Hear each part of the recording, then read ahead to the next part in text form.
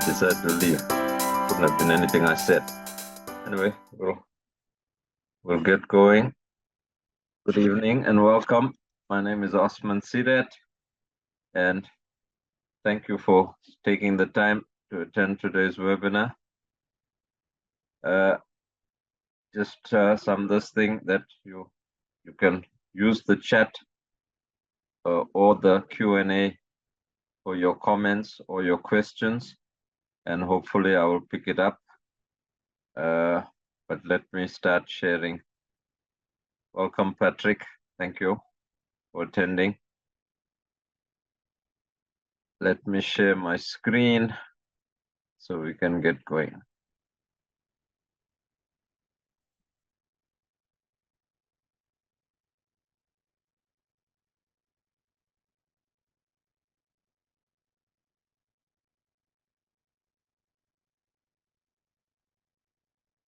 Okay. Thank you. All right, so we've got a few more participants. You're all welcome.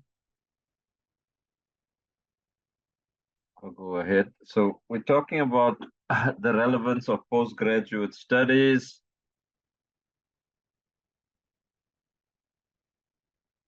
And the subline, I guess, is enhancing leadership skills with a postgraduate qualification. So you're all welcome. My name is Osman Seedat. And no, that's not my photo there. But hey, it's okay. You're all still welcome. Just as a start, perhaps we can talk a little bit about Regent Business School, which you may or may not know. Okay, we are proudly 25 years old. We were established in 1998, and last year we celebrated our 25th anniversary. We are a member of the Honoris United Universities Network, and we have campuses and all over Southern Africa.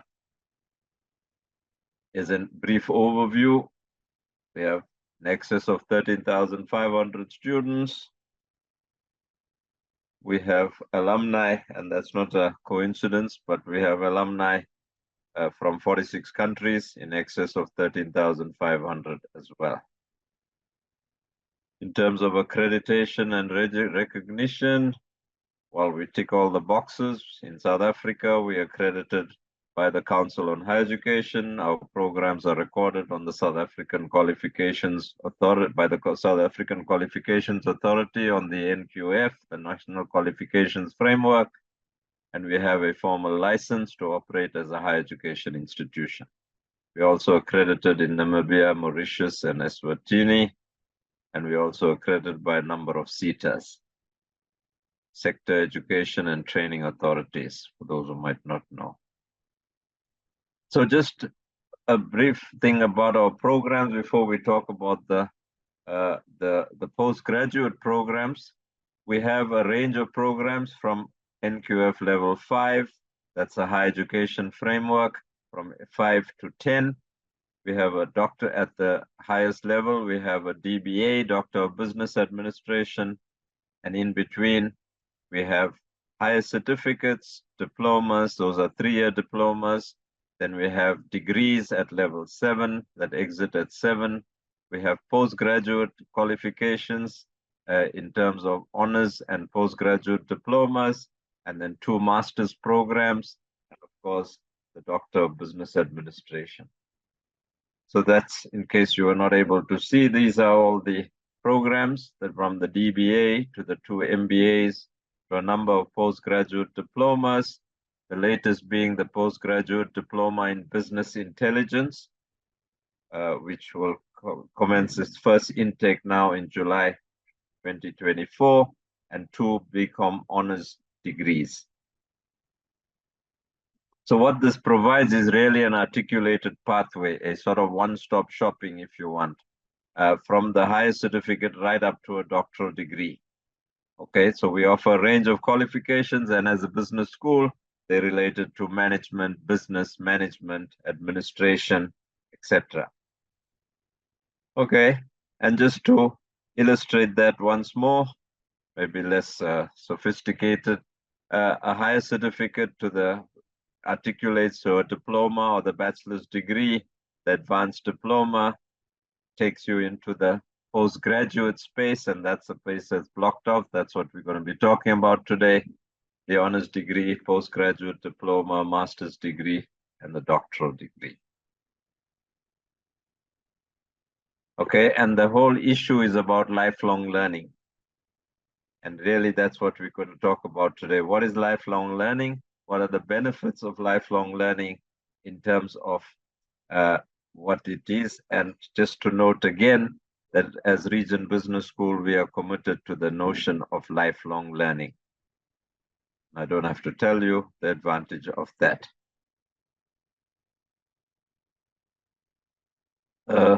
Yes, Pia, that's our next step, God willing, that we will register with the Lesotho Council of Higher Education. But at the moment, I think our programs are recognized there.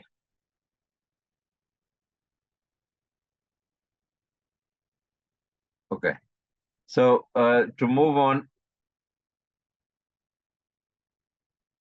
and really, you'll have to bear with me a little because what we're going to be doing is talking about a number of things, and hopefully I'll be able to bring it all together. So the first thing, and this is from a World Economic Forum document, a World Economic Forum document in 2020, okay, that talked about the top 10 skills of 2025. And you'll see among them mainly analytical thinking, active learning, critical thinking, creativity, leadership. That's my arrow there. Technology use, technology design, resilience, reasoning, problem solving. And then a slightly later document in 2023, also from the World Economic Forum, top 10 skills on the rise. And we see them again: creative thinking, analytical thinking, technological literacy, talent management, AI and big data, systems thinking. So just keep these at the back of your mind. I found something else from a blog that talks about top 10 skills of 2025. Again, we see there creativity, originality, critical thinking, active learning and learning strategies, leadership and social influence, technology design and programming, reasoning and ideation. So the question that you have to ask yourself is, are you ready for 2025 and beyond, obviously? Because these are the skills that are required, that will be required. The generic skills is a given: teamwork, communication, self-management, analytical skills, critical thinking. And then all these critical so-called E skills in a digital era, in a digital environment: decision-making, leadership, conflict management, communication, cultural intelligence, creativity and innovation, digital dexterity. Some more things to keep at the back of your mind. So let's jump a little bit and talk about how we view knowledge. So generally speaking, we seek knowledge of the world which is objective, which reflects the reality. And that's why this slide is entitled Knowledge and Reality. So we seek the systematic knowledge of the world, but we understand that it's influenced by our humanity, our humanness, our subjectivity. Okay. So we seek knowledge of the processes by which people make sense of the world. Knowledge helps us make sense of our environment. Okay. And then the last one, our knowledge of the world is often uncertain. So just put that there, the things to think about. And let me tell you about 4 things. Well, these are so-called isms: positivism, critical realism, interpretivism, and phenomenology. I have a battle pronouncing that. And this notion of postmodernism. And you'll see why when I talk about it just now. So positivism is about our ability to comprehend and manipulate the world with a value-free knowledge of things so that we can produce general laws. That's a positivist paradigm. Excuse me. And so, for example, that if something you're holding in your hand and you let it go, it will fall. It won't rise. Okay, that's the general law, for example. Okay, unless of course it's a feather or a balloon filled with helium, but generally speaking, that's what will happen. Critical realism, on the other hand, says, well, there is some subjectivity. The role of values comes in, so there is subjectivity. And that our knowledge of reality, what we mean by reality, is distorted by this human subjectivity. The fact that there's subjectivism. Interpretivism and phenomenology says that reality is socially constructed, that we interpret the world by our interpretation of the world is influenced by these values and the ways that we see the world. Okay? And if if you're wondering why the pictures don't quite match that, it's because that's part of you must work it out, what the picture means. It might not always correspond to the words. And then this last thing that I talked about, postmodernism.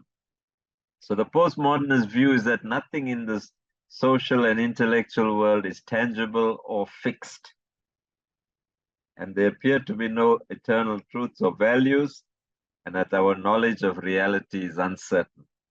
Now I need you to think about this. What exactly are we talking about here? So it's because of the complexity of our world, we have all these virtual things. In fact, how do you know that a human being is talking to you now? Is it just something else, or is it a robot? Okay, maybe robots don't have white beards, but that's the point. So our reality can be so complex that equally valid observations from differing perspectives can appear to be contradictory. So how many do you see? 4 or 3? Okay. And then, of course, we have the 4th industrial revolution, and maybe we're even beyond that, 5th or 6th. Okay, so I'll use my old age as an excuse and say, we're in this technological revolution where we have all these things: artificial intelligence, 3D printing, nanotechnology, biotechnology, quantum computing, all these kinds of things. And what does that result in? It results in this so-called VUCA environment. Okay? VUCA refers to an environment where there's volatility, uncertainty, complexity, and ambiguity. And this is the environment in which we have to now make sense of the world, okay, and play a meaningful part in our societies. Linked to that is that jobs are being transformed by this industrial revolution, by the 4IR. So we have this reskilling emergency, okay? And while they might say, and again, we see from those top 3 skills, the top skills, the one that said skills for 2025, digital and human skills are key factors. I'll unpack that just now. So just on a lighter note, when you're talking about a postgraduate qualification, make sure it's a PhD, meaning a doctorate, not passing high school with difficulty. So for the graduate like yourself, what is the dilemma? Employment or further study? And both are almost absolutely necessary. And so we can solve your problem for you at Regent Business School because we are a distance institution. You can do both. You can be in full-time employment and you can study on a distance mode. Okay? So what is postgraduate study? It is an extension of those skills that were utilized at undergrad. At undergraduate level, you built a number of skills and now we're going to extend that. The implications are that you'll begin to grasp the issues and arguments relating to the process of research. Postgraduate qualifications have a research component. You would have been doing research in your undergraduate qualification, but now you're doing it more seriously. You're analyzing critically. You're dealing with that complexity and ambiguity in the VUCA environment, and you're reflecting on your learning. Okay? Those are the implications. And these are the reasons why you need. On a purely sort of capitalistic note, postgraduates earn more. But it's not just about that. It's about taking a step in your career, expanding a network, learning best practice, personal fulfillment, and contributing to making a difference. So, another way of putting it, and I hope you all are enjoying or admiring my slides. It took me a long time to put it together. Career advancement, personal development, I would put that at the highest level. Networking, personal fulfillment, as different from personal development, to be what Maslow talked about, self-actualization, and making a positive contribution to society. And here's one more, well, just the same things again. Knowledge gain, skills enhancement, developing a strong work ethic, growing one's social network, and growing one's career through education.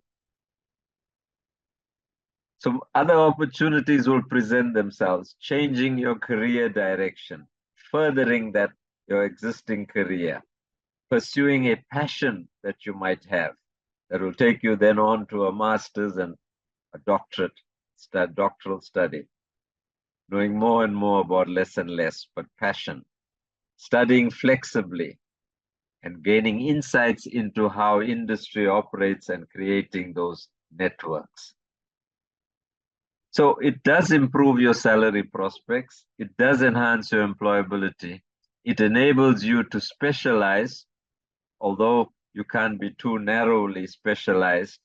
And more importantly, it broadens your intellectual interest so that even if you take a 90-degree turn in your career, you've got the skills, okay? And these are the same things: specialization, career advancement, research opportunities. You might find your passion is in research, networking, personal development, credibility and recognition for your higher qualifications.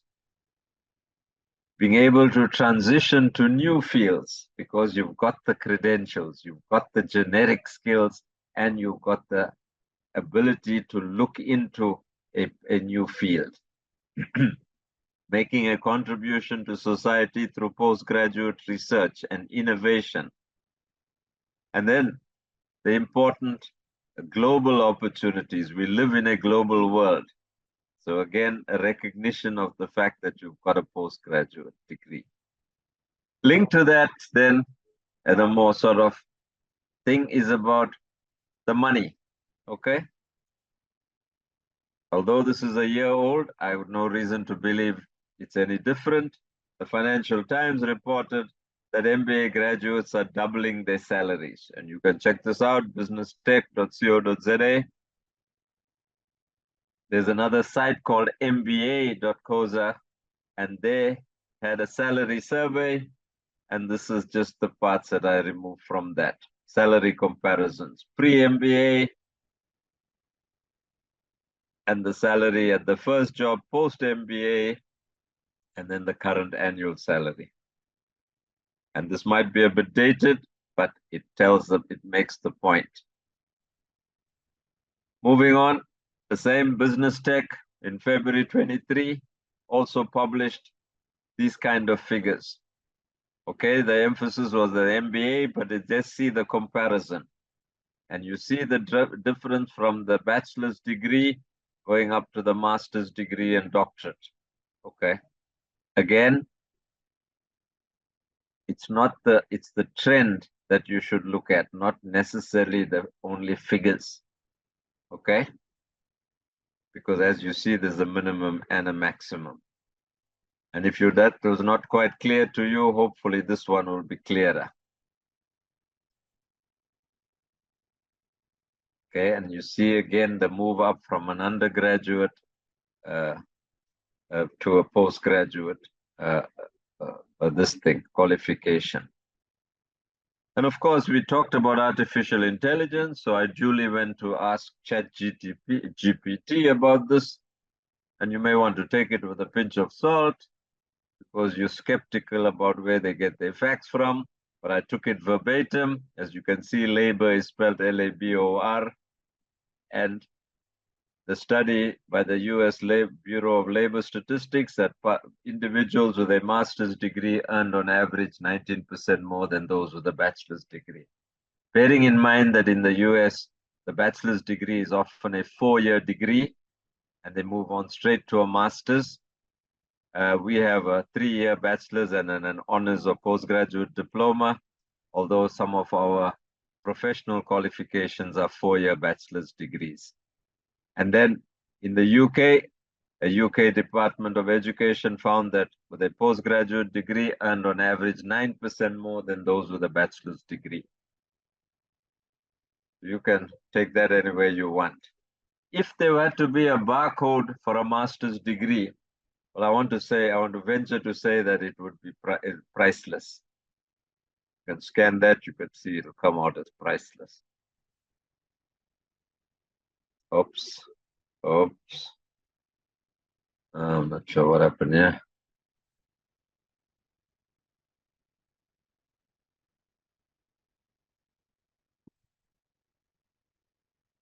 Okay, beg your pardon. Okay, so postgraduate study is not all roses, as I might have as you might have thought. There are some, cons if you want. Okay, it's not for the faint-hearted. It is hard work. It can be expensive and it can be stressful. Nothing, however, that you can't already handle. Okay, it's not for the faint-hearted. So again, if you're thinking of postgraduate study, you have to be fair and consider the fact that it is not for the faint-hearted. So there you go. The pros: career progression, personal development, higher earning potential, enhanced knowledge. I want you to remember that, enhancing one's knowledge. All my big stories about knowledge and reality, that's where it fits in. The cons: cost, workload, less free time, especially if you're working and studying, and of course, a little bit of stress, although stress is a good thing. Some stress is a good thing. It's called eustress. When it becomes distress, then you should worry. So what is the link with leadership then? Because we said the subtitle was about enhancing your leadership skills. So if we accept that these are 4 fundamental core leadership skills, wherever you are, and leaders doesn't necessarily mean that you're in a senior position or whatever. Everybody can be a leader, okay? So the 4 things are self-awareness, communication, influence, learning agility. Now, self-awareness is linked to that notion of emotional intelligence and being aware of your impact on others. And I want to suggest again that the more you study, and as you attain postgraduate qualifications, you develop a greater sense of self-awareness. Communication is a skill you need regardless. It's a generic skill, as one might call it. The third one is the key. Leadership at its core is about influencing people. Okay? Persuading, promoting, delegating, influencing people. Okay? And I want to say again that as you increase your knowledge, as you gain more insights into how the world operates through postgraduate study, how people develop, how people operate, your ability to influence people, and therefore your leadership skills can be enhanced. And of course, then learning agility, the notion of being resilient to manage change. That's the other thing that leaders do. They direct or they promote change. So just to capture that, empowering, encouraging, values, vision. These are the words relating to being a leader. And it's not a formal leadership position that is necessary. We talked today a lot about distributed leadership. In all organizations, this leadership is distributed. As for example, an expert or having expertise in a particular area that will allow you to influence people. Okay, we talk about uh, uh, knowledge as a basis of power. And that's not necessarily a negative thing. It's just about your ability to use that power to influence people. So here we go again. Leadership is about being value-driven, being influential, collaborative, purposeful, and you see my two arrows on influential and learnable. Okay, the ability to learn things, and that's why we talk about lifelong learning. Doesn't necessarily have to be through formal postgraduate qualifications. These days, there are a lot of qualifications that are available that are micro qualifications, for example. But again, for recognition purposes, often it's the skills that you have and then how you use them. So I'll end with this, that we're talking about new leadership literacies. Look at the left in particular, where the numbers 1, 2, 3, 4 are. Leaders will perform best at the edge of their competence. And the competence can be gained and enhanced and improved through postgraduate qualifications. The second point, leadership will be more distributed in the future.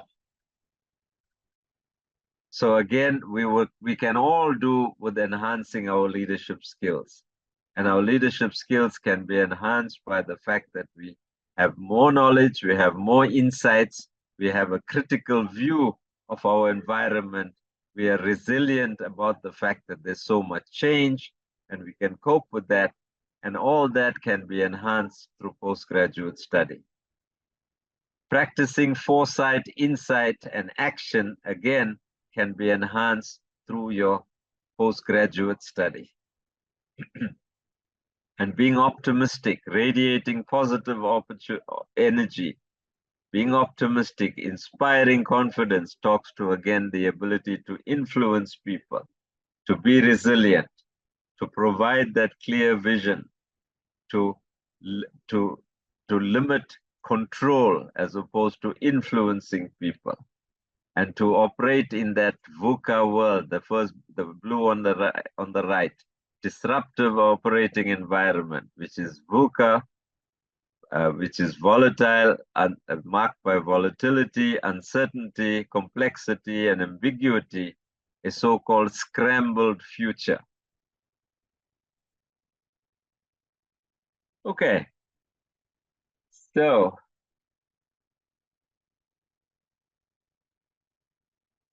let's pick this up then through some of your questions.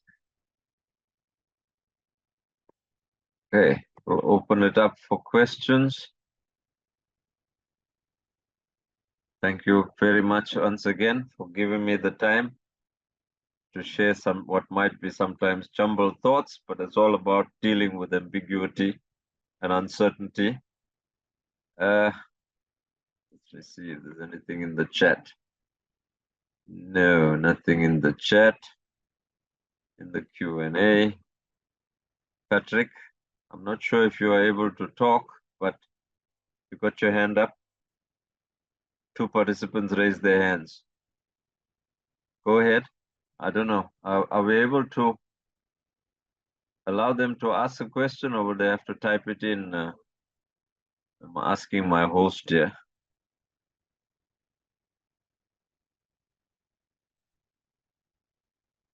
The people who raised their hands, Tabani and Patrick, I think you'd have to put in your questions in the Q&A. Oh, they have to type it in. Okay, yeah. So you can either use the. Will I be able to share the slides? No problem with that. There's a royalty fee involved, but yes, I think if you contact the host that sent you the invitation, I will make it available to them and they will email it to you.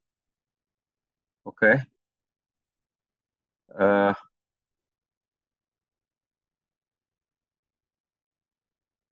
Can the two people who had their hands raised, could you put your questions into the Q&A?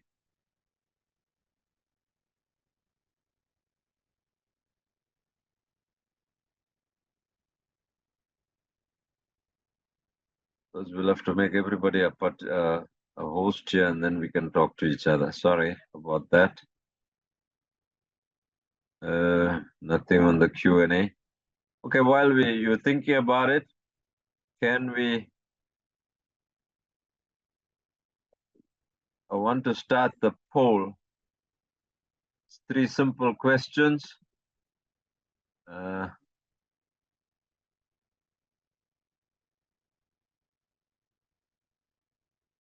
Help me here, please. Oh, okay, here's something on the Q&A. Why there's MBA General and Health? Okay, so there's two. The MBA General, I guess, is for everybody, but there is a demand for a managerial expertise in the healthcare sector, as you might know. And Patrick, I think it was just catering for, it's a specialist MBA for people in the healthcare sector. And that would be quite a wide, it's not necessarily only, it would be people like pharmacists, it would be people working in hospitals, general managers of hospitals, etc. It has a bias towards healthcare management or the management of healthcare. Solomon, both are powerful, okay? The MBA is a coursework master's degree. So you do some coursework, like our MBA has 12 coursework modules, and then there's a dissertation. Generally, the master's degrees are full dissertations or a thesis, although they have some coursework in, let's say, research methods or something. But again, it would depend on your particular need. Okay, if you are already, maybe you got an honors in supply chain management and you really want to dig deep into something in supply chain management, then you might just do a thesis-based or a dissertation-based master's in supply chain management or MCOM. But if you're looking for a generalist degree that covers all aspects of business and administration, including supply chain management, then your MBA is that. So we as a business school, we have made applications for a master's in commerce, but at the moment we have 2 master's programs and both are MBAs. Oh, Kazama, okay. Any help in preparing for exams? Yeah, I think there is Patrick, I'll get to you. There is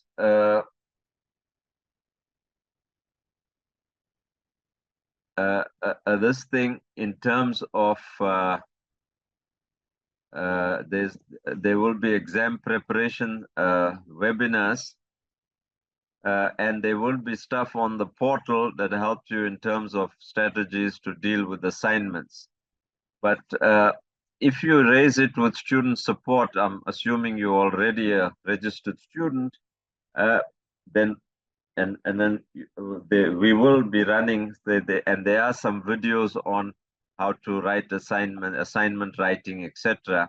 But I know that forms part of the orientation program as well for new students. If you're an existing student, I suggest that you contact student support and perhaps ask them to put you in touch with me, and maybe we can look at that as well. And Patrick, I take your point completely. We do need more entrepreneurs, but it doesn't mean that if you do a postgraduate study or you're doing an MBA that you can't be entrepreneurial. Entrepreneurialism can be developed at any point.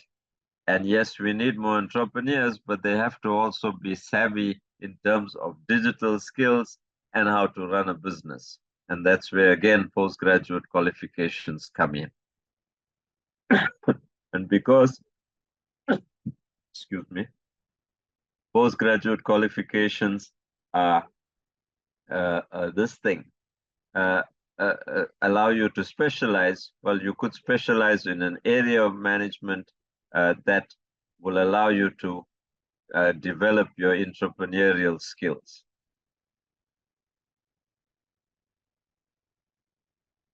Okay, but thanks for that question. Let me see something on the chat.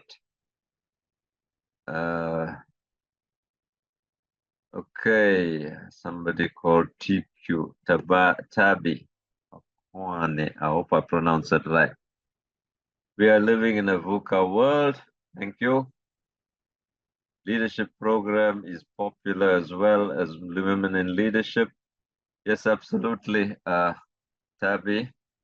Again, through the student support or the invitation you got, I'll type in my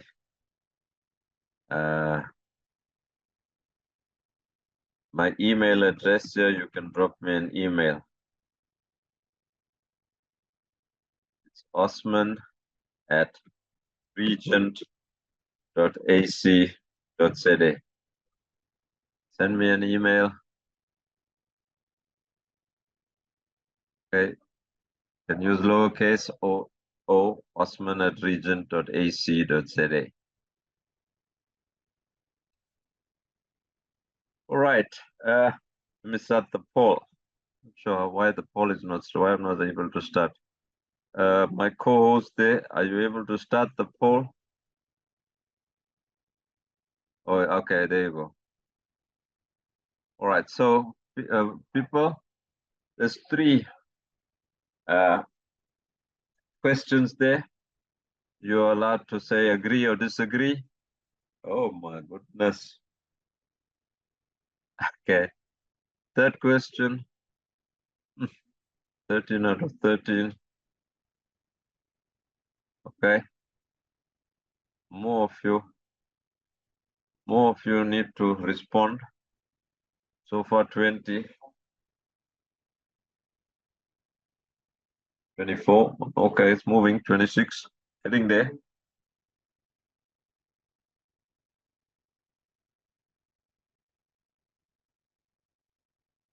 Okay, Masatello, there are no road shows as such, but again, if you contact the research office and speak to the doctoral person there, they will take you through what you'll need for if you're considering doing a DBA.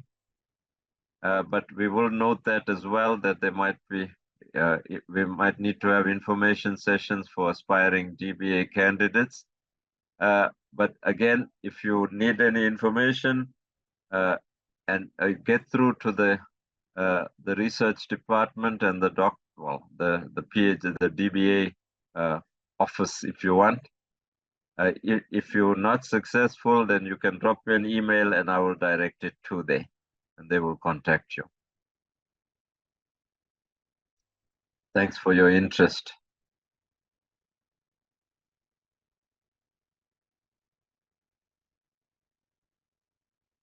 There's no open questions.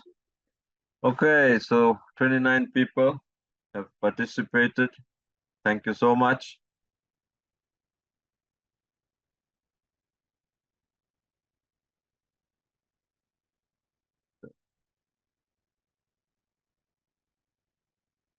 Okay.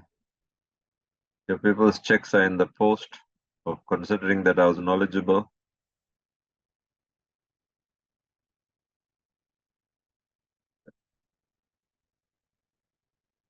Yeah. So if there's no further questions, we'll call this an end to this. But hey, there's still a lot of time. What is the difference between masters and MBA? Oh, okay. So Tabi, if it's really Tabi, okay, Tabi might be Tabi Sile. Okay. Uh, it's really the fact that the MBA is a generalist qualification that has coursework modules as well as a dissertation. And that's why it's at the level of masters. The pure masters, so to speak, are specialist master's degrees. For example, a Master of Commerce in Supply Chain Management. Well, that's what it is. It specializes in, and it's often only a thesis or dissertation. And there's no real coursework as such, no credit-bearing coursework. So you have those differences. Okay. And again, the masters are seen, the MComs, for example, the Master of Commerce are seen as academically inclined qualifications for those people who might want to go on to do a doctorate or whatever. The MBA, as I said, is more focused towards business and administration and management.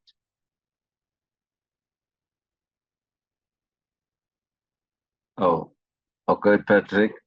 I'll put it in again on the chat.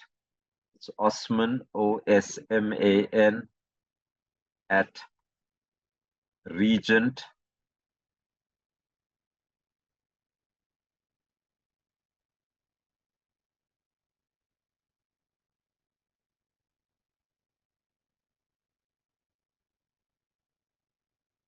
.ac.za. Okay. Hope you can see it now, Patrick. Osman at regent.ac.za. Tabi, you are welcome. So, people, if we don't have any more questions, okay,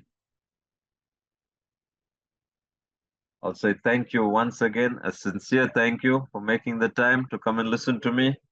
Hope it wasn't boring, and I hope that my monotonous voice didn't put you to sleep. But Helena, you are very welcome. And thank you to all the other people. Stanelisiwe, you are welcome. Asha, you are welcome. Thank you, Tabi. Keep well, everybody. Yes, we look forward to seeing you in my class.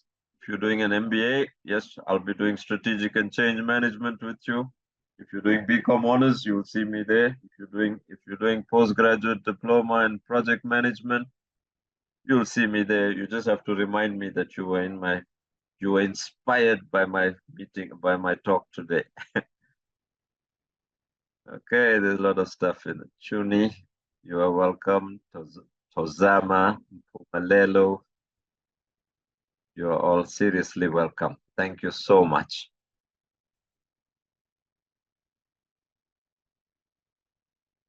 Okay, bye-bye, everybody. Have fun and be good.